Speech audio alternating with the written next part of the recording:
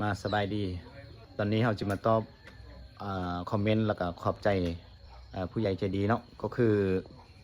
นางซ่อนคำเฮืองอุดมนี่คนนี้เนาะคนนี้แหละแล้วก็เฟซของเพิ่นเนาะอยู่นี่งามแล้วก็แถมยังใจดีอีกตื่มเนาะแถมยังใจดีอีกตื่มที่จะที่มีความช่วยเหลือคนที่ทุกข์จนเนาะคนที่เฒ่าแก่อยู่คนเดียวนะเนาะเพิ่นว่ายักจะช่วยเนาะเงินปลุกเงินให้พ่อเฒ่าคูณจำนวนเงิน500,000แต่ว่าตอนนี้เนาะเพิ่นได้โอนมาแล้วเนาะจำนวนเงินที่500,000นั่นนะเดี๋ยวจะเอาขึ้นให้เบิ่งอันนี้เนาะคือจำนวนเงินที่เพิ่นโอนมาให้เมื่อคืนนี้เนาะส่วนเงินที่น้องสาวคนนี้เพิ่นโอนมาก็จะเก็บไว้ก่อนเนาะเก็บไว้แล้วก็หลังจากนั้นค่อยก็สิซื้ออุปกรณ์บ่ว่าจะเป็นเหล็กหรือว่าเป็นเมี่ยงก็แล้วแต่เนาะค่อยก็สิเขียนเป็นรายการออกมาส่วนหลายก็จะมีแต่เหล็กตะปูเนาะ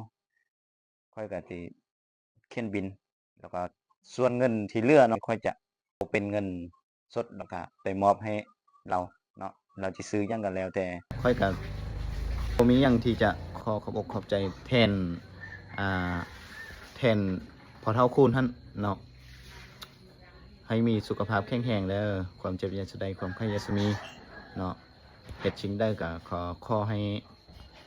รับรื่นประสบผลสำเร็จทุกอย่างให้มันเป็นสิ่งที่ดีๆเข้ามาในชีวิตตลอดไปเนาะ